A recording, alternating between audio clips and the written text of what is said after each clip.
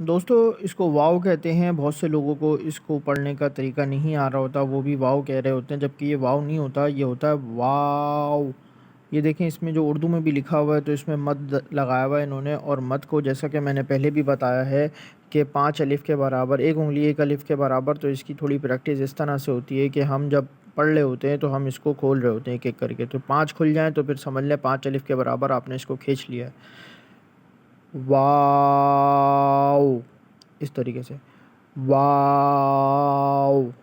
और जब आप शुरू में साउंड निकालेंगे तो तब भी आपके होंठ गोल होंगे शुरू में भी, और जब आप आवाज़ को लफ्ज़ ख़त्म हो रहा होगा तब भी आपके होंठ गोल होंगे। वाव, ठीक है। तो आपने अभी तक चैनल को सब्सक्राइब नहीं किया तो चैनल को सब्सक्राइब कर लीजिए, और मज़ीद ऐसी वीडियो आपको सुननी है, अपनी नॉलेज में इजाफ़ा करना है तो मुझे कमेंट में बताइए। जज़ाकल्लाहु खैरा।